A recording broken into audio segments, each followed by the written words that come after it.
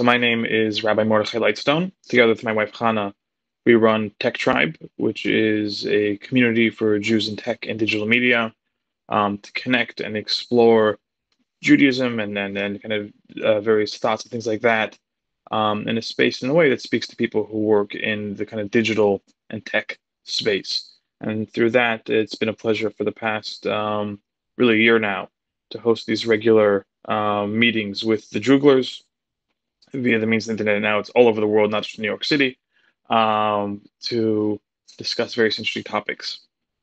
So this week, this month, I should say, we're going to be exploring clean meat. Clean meat is, I guess, the sanitized name given to lab meat. I think when people heard lab meat, they thought it sounded kind of gross, and there's an ick factor there.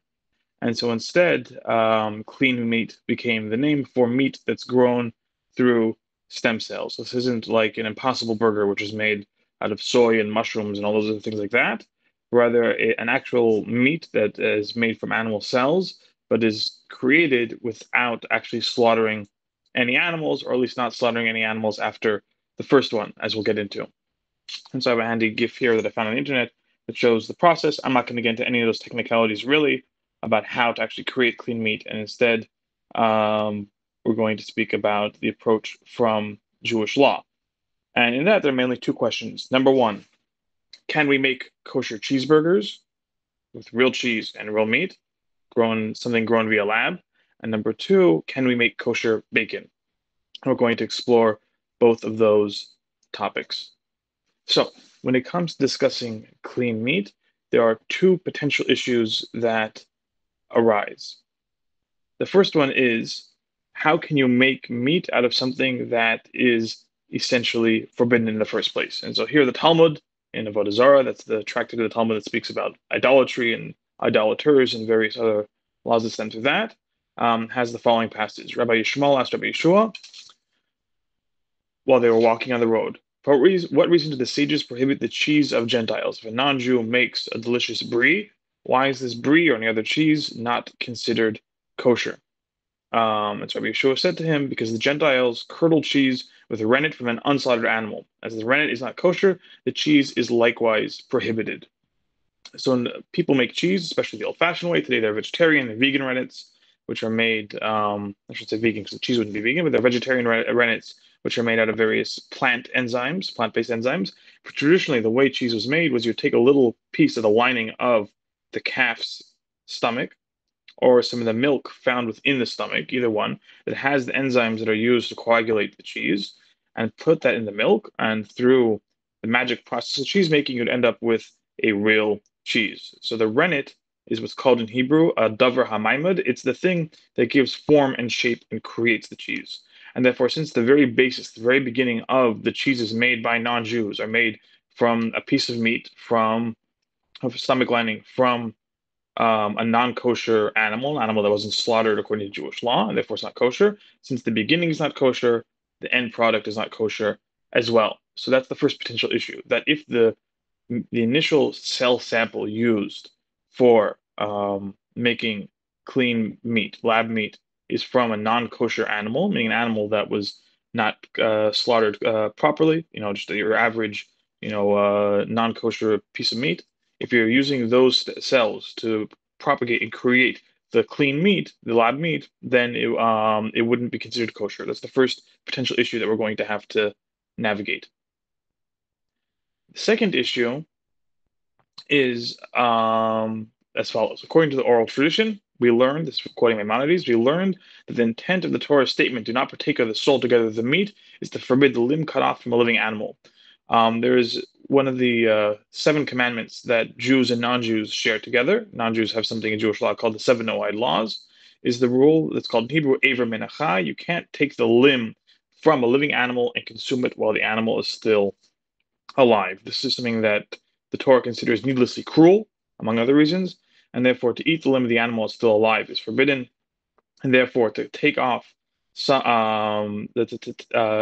our case of creating this lab meat, say you want to create something called humane lab meat, that instead of taking the cells from a slaughtered animal and using that to propagate and create a new piece of meat grown in the lab, instead you're going to go to a living animal, give it a scratch, and take off a little bit of its of the cells that way, and then create this the meat based on the cells from that living animal, there's the potential issue of Aver Menachai, of this prohibition of using limbs from a living animal, because the cells might be, according to some opinions, considered um, to be limbs of a living animal. That's not according to all opinions, but this is another potential issue that has to be navigated in creating the meat.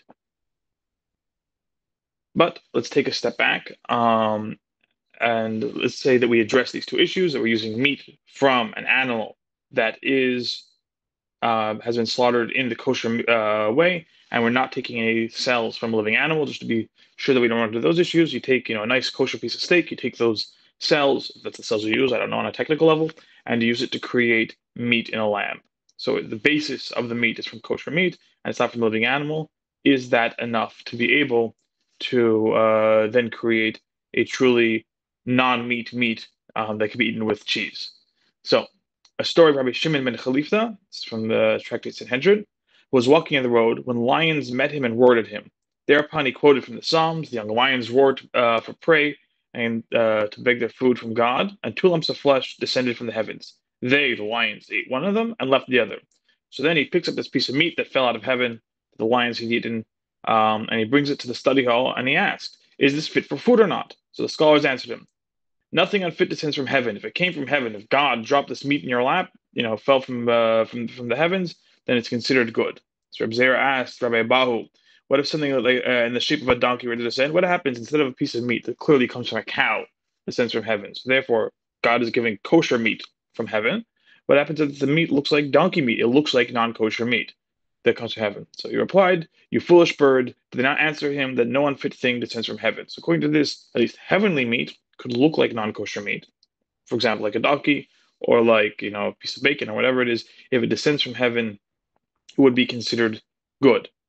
More than that, we see something else. Rabbi Chanina and Rabbi Oshia would spend every Sabbath Eve studying the book of creation. This is a book called Sefer Yetzirah. We have at least a book with the same name today. I'm not sure if it's the same book. It doesn't tell you how to build a golem on your own, but if you're very holy, maybe you can look into the book and figure that out. By means of studying this book, they would create a calf and eat it. And this calf they would slaughter without any using particular ritual slaughter, and this golem calf was fit to eat. This is also from Tractate Sanhedrin. So therefore, we're seeing over here that it is possible to create meat that looks like meat that was created that looks like could look like a non-kosher cut of meat or meat from a non-kosher animal and doesn't need any slaughter, even though it has all the properties of actual meat.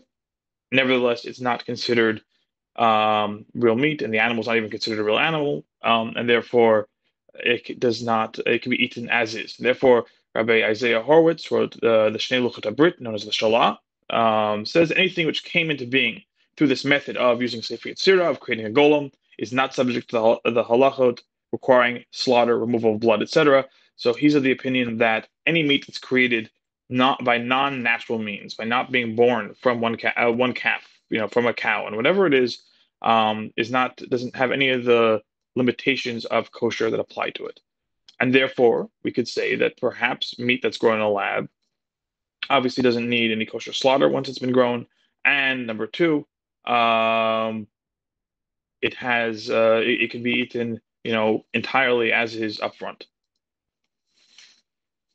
Now, there is an opinion that even though technically this meat and this golem meat and therefore this lab meat as well would not need any kosher slaughter and things like that, the Pischei Tshuva writes that Shalah writes that meat created with the Sefer Yetzirah, as in our case, is permitted. Nevertheless, rabbinically, it would require slaughter due to the potential false perceptions. People might look and say, "Hey, one second, there's a rabbi over there that's just slaughtering this cow," not knowing that this is a cow that was created Kabbalistically, and therefore think that it does not require slaughter. So therefore, we have to be careful due to people's perceptions. And this descends into very basic, actual, practical Jewish law, that for a long time, when almond cheeses and almond milks and things like that were not consumed in any great amount, Jewish law said that you had to make sure to leave some almonds in the almond milk, so if you put almond milk on a piece of meat, people wouldn't think that you're mixing milk and meat. Today, where it's very, very common to find all kinds of forms of vegetarian and vegan cheeses and things like that, which are entirely non-dairy, soy-based products, those type of things, we are less worried about that misconception. So, practically speaking, what's the possible answer to all this? Can we make it? Can we not? Is it forbidden? Is it not? So we're going to look at how cheese is made from that rennet, going back to our very first case when we're building off of something that's forbidden. And we'll see from there if lab meat can be eaten with cheese. So if one curdled cheese in the skin, this is from the Shulchan Aruch, this is the Code of Jewish law.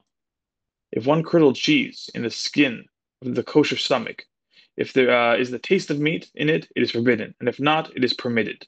That if the meat, the rennet that's used to create the cheese becomes imperceptible, so therefore and it can no longer be tasted, it's not considered mixing milk and meat. The meat loses its existence, it loses its presence, and now since you were using kosher meat to begin the process, so the davar hamaimed, the device used to begin the creation of the cheese, to begin the propagation of the clean meat in our case, if it's kosher meat, it would be good to use. It's worth noting over here the Shulchan Aruch was written by a Sephardic rabbi, Rabbi Yosef Karo, so he uses the question of if you can taste the meat or not. And that's because the Jews, in his time, his part of the world, in Israel, the non-Jews around him were friendly and were on good relations, and then you could just call over your neighbor who wasn't Jewish and say, "Hey, taste this. Do you taste any meat here?" And if they could taste the meat, then they'd say, "I could taste the meat," and you'd believe them, and it was no good. And if they couldn't, you couldn't. Ashkenazi Jews, and practically speaking, this is the way we do it today, since their relationship wasn't as warm with their neighbors and they didn't trust them as much, instead used a mathematical ratio that if the non-kosher item, or the meat rather, is lost 1 in 60%, then it's considered good. So therefore, the Ramah, the Ashkenazi commentary adds, if it is something that is inherently permitted that was used to curdle, it would be permitted if there were 60 times the permitted against the forbidden. All this is to say, when we want to create lab meat, we want to create clean meat, what do? You take a piece of kosher meat, so that we're beginning with a kosher substance, you put it inside of whatever device is used to then copy and clone those cells or stem cells or whatever it is and create more lab meat, create the lab meat. And in that process, since it's going to be the original piece of meat you're starting with is less than 1/60th of the entire amount you're going to produce, because with one cell, you're going to be producing many, many, many, many more. Therefore, it loses its own taste, it loses its own existence. In Hebrew, it's called becomes batel, becomes nullified. And therefore, the original kosher starting substance is gone.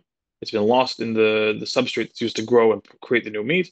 And the new product that comes out of it would not be considered meat. And therefore, Rabbi J. David Block is a professor of Talmud at Yeshiva University, and he writes, at least this is one of the definitive opinions on the matter. Moreover, since the original cell has been nullified, the resultant meat would be considered parv, it would be considered not meat and not dairy, and it would be considered a neutral substance, neither meat or dairy, and suitable for consumption in the form of a cheeseburger. That is so because the meat becomes neutralized in a mixture of other food 60 times as great as the meat component. And therefore, if you grow lab meat, clean meat, if you start off with kosher cells, and just to be careful, according to the opinion that they might be considered cells from a living animal, that comes from already slaughtered meat, and you're cloning it and propagating and creating this new clean meat, you now have a piece of meat that could create a kosher cheeseburger with real lab grown meat and real cheese. Now, that's all when it comes to creating the meat. What about bacon? What happens if we want to lab grow some bacon, some sort of other pork-based product? How do we go about doing that? So obviously, if you're going to take some cells from a pig and use that to create a lab-grown clean meat, that would be a problem. Why would that be a problem? Because the starting cells are forbidden, and therefore, even though they in terms of the number, there's more than 60 times all the other ingredients to the original piece of meat, since the starting matter, the davar hamaimed in Hebrew, the starting mixture was a non-kosher entity, therefore the entire thing would be forbidden. So you're not going to be able to grow bacon in the lab. But this is something else. There is a teaching, it's been given many sources, there's no clear Talmudic source for it. It kind of bounces around, and it's something that people say. The Shalah, who we mentioned before, and Rabbi Isaiah Horowitz quotes it as well. But the saying is, why is the pig in Hebrew called chazir? Pig in Hebrew is called chazir. So there's a play on words because in the future, God will return it to Israel. Chazir means to return, among other things. So for the reason why pig in Hebrew is called chazir is because it's going to return to us, that in the future, when the Messiah comes, at least at some future point in time, pig will be permitted to the Jewish people. This is the teaching, the various versions of it. The exact source is somewhat contested, but this idea exists. So the question is, how could it ever become kosher? How could suddenly pig and pork products become kosher? We know that the Torah itself is eternal, and mitzvahs don't just get up and disappear. So how could you suddenly have this kosher meat, this kosher, pork product? So here the Orach Chaim, by Chaim Ibn Attar, writes as follows: concerning the pig, it says, "But it does not chew the cud." The Torah uses these words as a condition. I mean, it's the idea that pig is not kosher because it has split hooves but does not chew his cud. That's a conditional requirement to the lie. As long as the pig has not reverted to chewing the cud, it may not be eaten. In the future, when there goes some sort of evolutionary changes, that'll become a ruminant and it'll begin to chew its own cud, it will again be fit to be eaten by Jews. It's not the Torah which will adapt to the realities, but reality which will adapt to the Torah. The laws of the Torah are immutable, and the nature of the pig is not. So a pig can be changed. If we were to somehow genetically engineer a pig that chewed its cud and had split hooves, theoretically, practically speaking, we'd have to see what if and when we come about doing that, if that would actually be kosher. But theoretically, that could be kosher because the disqualifying factor of this pig is not chewing its cud, and now this animal before us clearly chews its cud and has split hooves. At least according to these opinions, theoretically could be kosher. So you could genetically engineer a pig to create a to create kosher lab bacon. Now, one final teaching on all this. There's a spiritual lesson to be learned from these things. So there's a spiritual lesson we can learn for this. The pig refers to our time in exile in this world. Encapsulated within its name is our mission to refine the world and bring it back to its source and reveal the hidden godliness. That just like the pig conceptually represents, and I should be clear that this is not according to every opinion. Some opinions say when it's speaking about a pig, it's speaking about the Roman Empire, the various other things. But the point being said that this is a lesson for us in our own lives, that we look at the world around us and we see that it's uncouth, unrefined, much like the chazir, much like this non-kosher animal. And our job is lahachzir, to turn it around, to bring it back, and to reveal its potential and use for godliness. That obviously things that are truly forbidden we can't engage with, but the world as a whole, down to creating clean meat and working in tech and all these different things like that, gives us the access and the ability and the potential to reveal and refine and share the godliness hidden within to the world itself. And that is a message for all of us, that we have the ability to reveal the innate godliness in the world. And all that brings to end this particular class. My name is Rabbi Mordechai Lightstone. You can follow me on Twitter and Instagram, Snapchat, TikTok at Matal, at my tech tribe for the organization. And we have a weekly email, which is through mytechtribe.org/dispatch, which has interesting thoughts, links, reads, upcoming events, and all kinds of stuff like that. It's been an absolute pleasure, and I think we can end the audio recording now.